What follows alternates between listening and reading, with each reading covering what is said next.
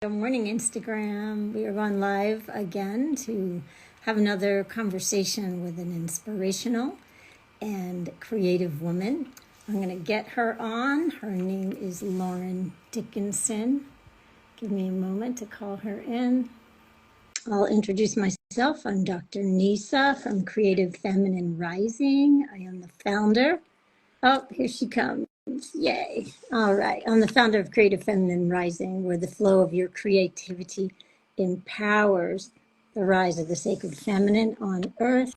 Aha, there it is. Yay, the technology worked. Yeah, hi. On. How are you Welcome, doing? Lauren. Good morning to you. I just You did as a well. brief introduction of myself and just again, reminding everyone the purpose of these Wednesday conversations is really to help inspire your own life and the awakening of your own creative flow, because each one of us has a unique channel. And we're here to bring that in order to support not only our own joy, but what's emerging in the world today. And Lauren, if I may, I'm just going to go ahead and introduce you with some of the things that you shared about yourself. So first of all, I will mention that Lauren is a co-author in a book that we are currently putting together about magical Mount Shasta. Both of us are residents here in Mount Shasta, and this collaborative book is expected to be published this summer. Still waiting for a few more authors to drop in and share their mystical stories about this incredible place, this incredible vortex of energy that is showing herself to be so pivotal for the coming age that we are stepping into. So that's what I know about Lauren is that she's an incredible painter, and she's also obviously a writer and a woman who is on a mission to really support the world. She has a thriving retreat business and is a healing facilitator working with private clients. So thank you for being here. I guess I'll just start with a question for you, and that is, how is it that being what we call an artist, and we can get into that conversation a little bit later, Yeah, how is it that that supports your life? yeah. Great question. Um, the biggest way that I can say is that I can't not be creative. And when it came to that point where it's like, okay, creativity, doing art, painting, working with color became like, okay, it's a hobby. Okay, I'll do it here and there when I have time. To then it turned into like this insatiable need. When I first reopened that wellspring of creativity again a few years ago when I was in Dallas, it all just came kind of like just kept coming out. And then now I'm kind of finding like this middle ground where it's like I can viscerally and somatically feel the difference when I haven't created for a while versus when I'm doing it every single day. It just fuels me with this sense of like inner peace and calm. I think we talked about it a little bit briefly on our last conversation that when I start to get like frenetic or I start to get a little bit anxious, I start thinking, okay, oh, when's the last time that I did my art and tapped into that side of my brain and really kind of let the flow in, and that it just makes all the world of difference for me. It makes my life work better in all ways. Yeah. So what do you say to people who believe that they're not creative and that they're not artists and they don't have the capacity, they don't have the talent? I've heard all these things from my students over the years. So just curious what you have to say to them. Absolutely. This is one of my favorite things to talk to about with clients, whether they're actively working on the creativity or not. But it's like everyone, I truly believe that everyone is a creator. We are created in the image and likeness of a creator, of source energy. So everyone has that and is that. I think it comes out in different ways for different people. I think that it doesn't have to look a certain way for you to be an artist, which we'll talk about, I'm sure, or to be a creator, or to like anything that you create into the world, you're creating. I know it sounds redundant, but a lot of engineers. Like I have a really good friend who started out her first part of her career as an engineer, but she was creating blueprints and she was creating designs. And then when she moved to be a healer and a shaman, she realized that that is an innate part of her creativity, was having that like kind of more like higher vision of design. And then now she's a digital artist and she creates things, but it's like it doesn't matter like how it's funneled, because you're still creating something in life. Anything that you bring your essence into life, that's you, and that's you being a creator. So you don't have to have a specific skill, talent. It's somewhere. You just have to uncover that for yourself. Exactly. So this is obviously a distinction, right? And this is, I want to go into this a little bit more. And that distinction is like, oh, well, sure, I decorate my house, and sure, you know, I pick my partners, and I decide where I'm going to travel and who I interact with. And this is also creating your reality, right? Mm-hmm. But I think there's something a little bit different about creativity, you know, as an act of art. So that doesn't necessarily have an outcome in mind, or maybe it does, you know, like that painting behind you, which hopefully we can talk about a little bit more. You know, you had an outcome in mind for a beautiful painting, I'm guessing, maybe not. But that said, I just don't want to lose this thread. So I'm thinking about how art making, and you said this already, that when you're not doing it, you just start feeling off. Is that an adequate description? Because I Absolutely. feel that way. Yeah. When I'm not making art, I start to feel kind of heavy and shut down. Mm-hmm. So art making, if we can, you know, try to define that, it may come through a paintbrush. It may come through playing music or writing a poem. But there's something that happens when you enter into this state Mm-hmm. where you're connecting with your muse or your creative source. Talk about that for me. Absolutely. I'm so glad you brought this up, because I've known that and I've experienced that, but then I also found a book that actually like talks about exactly what that is and what that flow state is. It's called Chasing Fire, or Stealing Fire. And I can't remember the name of the author, but it's all about how genius and creativity and flow you can tap into that when you get into a state of ecstasy. And ecstasy isn't just pleasure. It does different things to the brains, but it's all about that creation source flow. And so when we're in that, we tap into a whole new level of our brain. We access our neocortex. Like my background in the healing arts is all about how we balance the brain so that we can enter into these more abundant and flowful states. But it's a very, very interesting book. I recommend anybody read it. But it's all about the mythology of Prometheus, you know, and stealing fire from the gods and using that to activate our lives and to really bring forth our soul mission and what we're here for out into the 3D world. No, maybe we can make a note of that later and add it into the post so we can share about that. I'm curious myself. Yeah, but there is something that happens when you tap into that state that I think you used the word ecstasy. Hmm. Like, yes, it's this profound sense of joy, like where you're just completely surrendered to something that's much bigger than you.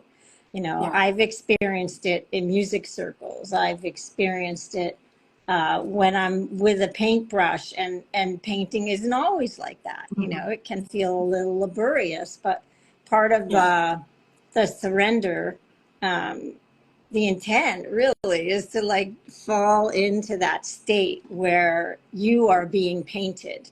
You know, you are being danced. You are being written, you know, through the written word, or you are being played musically, whatever that is. I love And somehow, not only is it this amazing experience when you're in it, but that it's this incredible contribution to the rest of your life. Can you unpack that a little bit? Yeah, thank you. I talk about exactly that a little bit in one of my other books that I wrote, co-authored with another group. And it's all about kind of like my creative journey. But in a nutshell, I went to art school, and it was very like technically driven, and it was very like, you know, produce your skills and really work on that, which was great because I wanted that. But at the same time, it's like I found as I further went into schools, like I lost a little bit of that fun of creating and just like doing whatever you want, sketching or doing whatever. And through a long series of kind of life events, I ended up having to leave art school and didn't go back. And I never thought that I would not go back, but I didn't. And I found myself in the healing arts and doing all this healing arts work and energy medicine and brain balancing. And then one day when I decided, like, I don't know what I'm going to create, I am just going to like pull out my old paints and just color something. And so I took out some paint and a palette knife and I started just like putting a bunch of color down. And that was really the start of like my abstract, you know, career, you could say, but like my abstract art, because I was so technically driven before that. And that there's kind of like we talked about it yesterday, before eclipse and after eclipse. I feel that way about my art. Like there was before my art and then there's after my art, and everything that came from me from there, by not having an objective to paint. I didn't know abstract art was like a thing. Like I'd seen it, I'm like, oh, that's cool. I wonder how they did that. And I was focused on the technical part, but I never knew how to get into a state where I could create something. And so I had no intention of being an artist again. Like I really had let that dream go. But when I just started putting layers and layers and layers, it just all started to flow. And that's where I got that insatiable need just to keep creating. And I do think that all the midnight nights that I was creating, I was in that state, not knowing what it was going to do, but I didn't care. Because all I knew is like all my emotions were coming out, all of my colors were coming out, just all of these ideas. And even if somebody objectively couldn't look at it and be like, oh, I know what she was thinking, it didn't matter, because that's what I was thinking, that's what I was putting into it. And so it became like this flourishing of abstract art. And then, of course, there's some technical skills that you pick up, and then it turns into stuff like this, where there's just layers, and you just follow your inspiration, and you go with what comes out. And that's like, for me, the perfect example of being in that flow and ecstasy state. It's like you go with what your brain, your higher self, your source energy tells you. I don't think, oh, I'm going to create something that looks beautiful like this, and this is what it's going to look like. No, you're completely surrounded by this entire bubble of space, and it's almost like something tells me, oh, blue's going to look there, so I put down some blue. White's going to look there. Let's do some white and greens. And it's just like, it just comes, and I can't ever, for the life of me, ever create something that I set out at the beginning of a painting. It never turns out the same way, ever. Not a single time. Right. For the geometric stuff that I've created, it just never turns out the way I started it. So is there a process in your evolution as an artist, or to surrender into that and to be okay with just letting what's coming through you be there without you orchestrating or thinking it through or having an endpoint in mind? Yeah, 100%. And I feel like that's almost a state you have to strive for. Don't strive to create a painting. Strive to be in that state where you're creating what's flowing through you, basically. If the more that I ever tried, like, oh, I'm going to try and create, like I was saying, like this one type of painting or whatever, it never works out that way, and I get frustrated and I have to stop. And so I had, early on, I had tons of canvases that, like, I was just in the state, I didn't like it, so you can cover it up. You can always redo things. But it's like, stay in that state, and that state is the flow, that river that goes to the ocean of creativity. Like, you're in it. So you just have to, like, trust it and keep going with it. Absolutely. Yeah, so we started talking about why is that important? Why does that matter? Like, to go into that place, like just another experience? Like, what is it about? What would you tell people? The healing arts background person in me, the practitioner would say that when you start to balance your brain and when you start to get into those states, your brain starts to create new neural pathways, and we all know about neurogenesis and neuroplasticity, but you're basically like repatterning your brain from like this secular 3D view of the world to like this higher, like 5D, 690, like, you can play in those areas when you're in this state, because it's non-localized duality. It's the best way to say it. It's like that unified field that you tap into. So your brain starts to fire on bigger levels and on higher states and higher dimensions, and that affects you and how you're showing up for your life in other ways. Beyond that, for me, it was a huge source of stress relief and anxiety relief, and that, of course, puts you into a better state in showing up and how you feel. And when you feel calm, you attract better things, because we're in a vibrational universe. It's all frequency. So when you're in a higher frequency and you're in that creative state more often, you're creating those neural pathways where you can be in that state for longer periods of time when you're not creating something. So it absolutely 100% improves your life. Just try it. that's what I invite people to do, is just try it. You know, it doesn't have to be art. It can be crafting. It can be, you know, designing clothes. It can be, yeah, engineering, doing blueprints, you know, redecorating, sure, or feng shui, like all of these things. Just find what it is for you, and then make it like a daily habit to do at least 10 minutes of it, you know, and just get yourself into that pattern. And then you'll find yourself like we're talking about, going into that state. It's like, oh, I haven't done that for a while. I want to do that, because you're just going to see how this like ethereal flow starts to go through your life. It's beautiful. Yeah, it's really beautiful, isn't it? Yeah. So we've had a bunch of people hopping on and off. Hello, folks who are here with us live, and those who will see this later. Um, I have another question, Lauren. Like, with all of your experience with this, and I know you live a very creative life. You know, besides being a painter, like I know you a bit, and I see all this energy that flows through you, that, you know, like, oh, you know, I'm going to start a retreat business, and I'm going to, you know, coach clients, and I'm going to learn how to expand my skills as a healer. And, you know, I'm going to do all these things. And I have a very similar makeup, actually. So I understand that. We get along.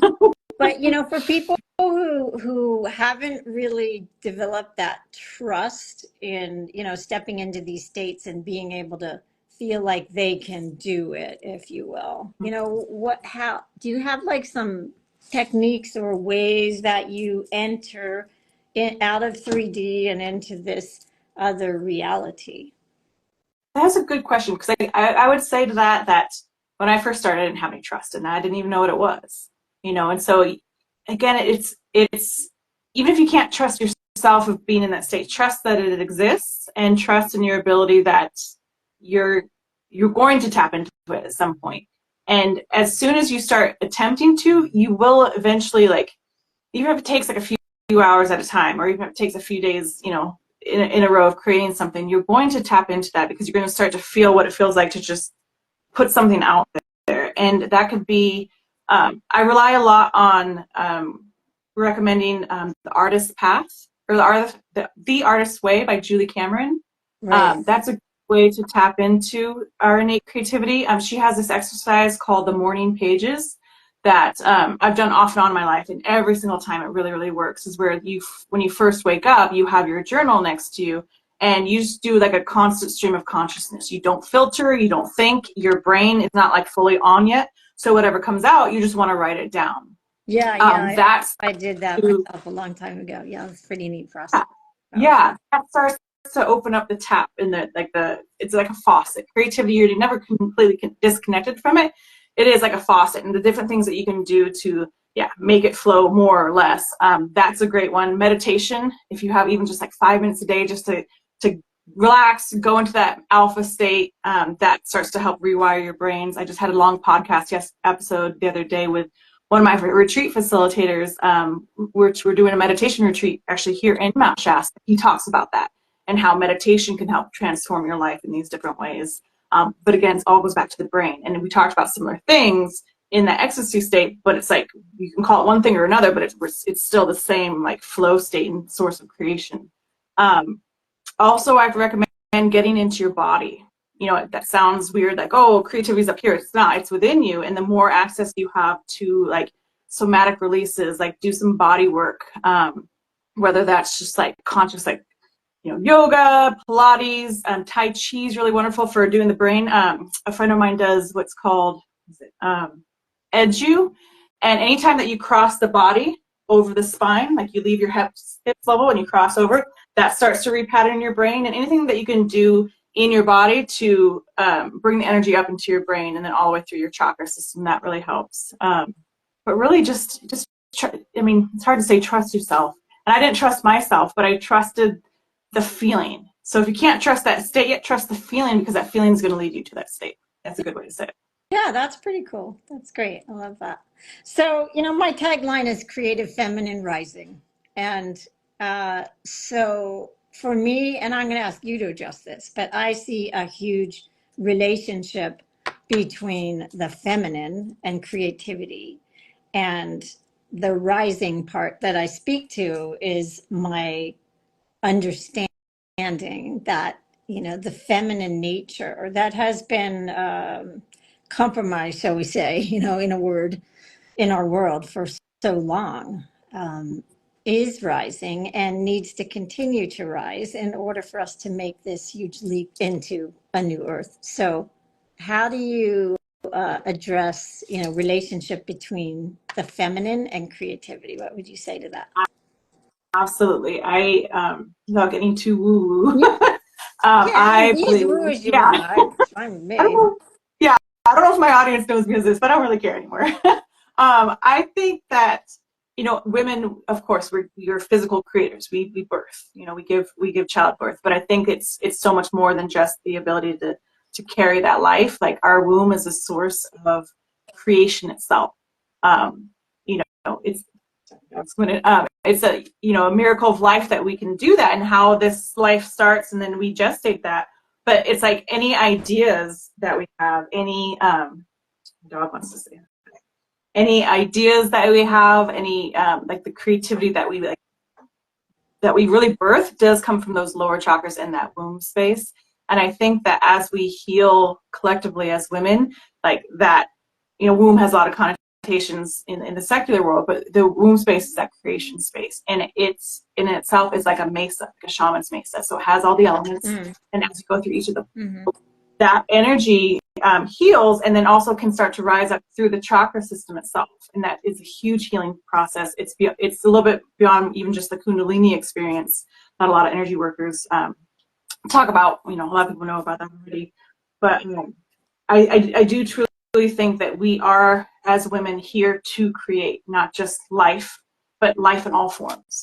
And I think energetically, when we see other women, that are doing those things and being in that vibration, it's very inspiring. Like, I know that I've been personally affected by watching you and putting forth this message going out there. And I think that we can all just like be supportive to one another, and really like kind of just lead arm in arm together and help us rise out of, the collective oppression that we've kind of been through for centuries.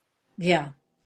So I feel 100% clear that it is this individual creativity link that we all have access to source at such an individual level. I mean, we feel it in the collective if we're sitting in a meditation circle or playing music or whatever. But when there is this unique tap, what comes through you, that painting, that comes through you. I have some of my art back here that came through me. No one else could do that, only me. And so when you out there in the world, you in the audience, that anyone, give yourself that permission to be like, well, what's coming through me, and how does that make a difference? Yes, it's something that supports my sense of well-being when I create, when I don't judge what I'm creating. But there's something else, there's this like collective happening, so that when you are bringing your gifts through uniquely, there are these creative solutions that start to happen for the world, Yeah, right? that's spot on. Absolutely.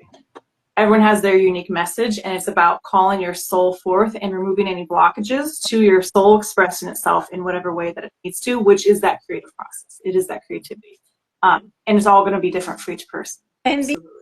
being able to really support each other in that. I remember many years ago, I had a big gap in my art life too. When I was in college, I was in an art school for a while, and understanding the whole, I don't know, it was just like such a scene of judgment and like right and wrong and yada yada. And like, wow, all of that needs to go, so that we can really just honor each other and help call one another up for this new.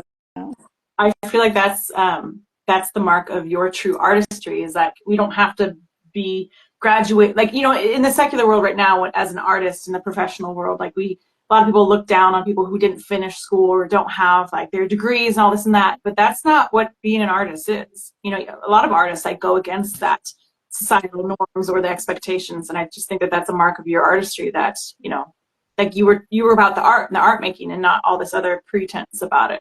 I feel exactly the same way, and I was like, when I left school. I was like, that wasn't what I thought it was going to be. And I'm so grateful that it came back, because this is what I thought it was going to be. This is what it was supposed to be. Yeah. Right. I just have a fun little story to share that I guess it was about 4 or 5 years ago, when I was in the process of moving to Mount Shasta. I lived in the Santa Cruz Mountains, and these huge fires swept through. And it was like, oh, I'm about to move, but I don't know if I'm taking my stuff because there's fires and we're being Wow. evacuated. Wow. So I left my space and I looked around. I'm like, all the art on the walls. I was like, bye bye, Mm. And then I found myself, like, I had a little studio also in a separate location. And I had an opportunity to go there and get some of my things. And I didn't care. What I really cared about was my supplies. Like, I just wanted my art supplies. I didn't, if I was never see those paintings and all that stuff again, like, it just didn't matter to me. Yeah. You still wanted the ability to create. Yeah. That's beautiful. So, it's nice that we have these things. I look around my living room here. I have so many paintings that I love, but you know what? It's about the process. It Absolutely. really is about the process. Yeah. So that's exciting. Yeah, thanks for sharing that. That's really cool. It's funny, like I do have some, when I had my gap in art too, I did keep some of my portfolio stuff I just carry around with me when I moved around, but I kept my old art boxes full of art supplies. They were all like dried up paints, and some of them, they weren't fresh anymore, of course, because it was like years later. But I kept them because it was always a reminder to myself that I'm going to create art again one day. I'm going to do this again. And sure enough, I did finally. Of course, had to get new paints, but it was like just that intention of like, it represented, creation to me. I wanted to keep that. Yeah. So just having a simple practice of just stepping up, maybe it's a pencil and a sketchbook, or, taking some dirt outside and playing with it, or I go on in nature sometimes and I'm like building fairy huts, like whatever's coming through, but just to really give yourself that space and time to just be a child, art Yeah, is play. exactly. It ultimately, right? Exactly. Yeah. And for anyone who thinks that they can't just like pick up a colored pencil and do a bunch of scribbles, there's an artist right now that just like sold some big painting, and I can't even remember the name or what gallery, or actually it was in a museum, sold for like over $1 million. This one painting that was literally just a bunch of scribbles. So if they can do it, you can do it. Just like do it, get into the process. That is so funny. Yeah. Yeah. Yeah. Okay. Well, I guess we're kind of at the wrap here. I wonder if you have any exciting projects that you're working on that you'd like to share with everybody. Thank you. Yes, I've slowed down a little bit on like my production of art. I still do it, like the creativity part. I've been working on some commissions, so I'm going to like show those, release those soon once the collector is happy where they're at, which is a whole new style for me. So I'm really excited to kind of bring that forward. And then a friend of mine and I are actually starting to develop creativity retreats and therapeutic creativity, and how to tap into that and just creating experiences around that ecstasy that we talked about into a retreat experience. And that's where my passion is really going to come forth and lie, because I've held off on doing that because I know it's going to like pretty much probably take over my whole company. But I'm really excited to include that and do that. We're setting to launch our first free creativity retreats the beginning part of 2025, and then have a couple sprinklings until we really like hone in on our content. We're going to be publishing some courses on creativity as well together. But she's a creative leader. She knows all about the brain science behind it. So we're kind of on a similar path that way, and just to really create containers for people to release. So much of creativity is just doing trauma work and doing like past, energy work, and just releasing things that are blocking you from your. Yeah, exactly. Yeah. So Yeah. I'm really excited for that. Yeah. Yeah. Yeah, my training in intentional creativity is very much about that. We process with the paintbrush, go into meditation, find what needs to be released and what you're standing for, what's coming next, and bringing that into form. It's very powerful. Very, very Absolutely. powerful. Yeah. Maybe we'll create a retreat too here in Mount Maybe Shasta. we will. Yeah, people come to Mount Shasta. Like, it's so Mm-hmm. magical here. Please be in touch, either one of us, hosting groups and gatherings here. It's not only do you tap into what you want to tap into with your creative connection, but this place has some energy that just amplifies absolutely everything. Yes, Everything, everything, amplification is everything. good word for it. Yeah. Amplification. Yeah. Yeah, living here, oh my gosh, it's a little Yeah. intense sometimes, but that's okay. We are heeding the call. Yeah. Okay, great. So that's really wonderful. Thank you so much. And Yeah, thanks for having me. And again, I just love everything that you're doing right now. I can just see you just as a leader putting forth your own feminine that's rising. It has for a while, but you're really that kind of the torchbearer for a lot of women right now. So I really see that and honor that. So thank you for having me part of this here today too and speaking with. yes, my pleasure. I love these conversations. This is part of the creative feminine rising, just plugging into the conversations and letting yourself receive the energy. And it is collaborative and it's reciprocal. And that's just how creativity is. And that is how, our feminine nature is ultimately to be in community. So this is how we do it. Yeah. Beautiful. All right, All thank right, Lauren, thank you you. so much. Have a Okay, beautiful beautiful day. day. You Thank too. you to everyone who's tapped in here and hope that you receive some gifts from this conversation. All right. Beautiful. Thank you. Big blessings. Bye-bye. Bye.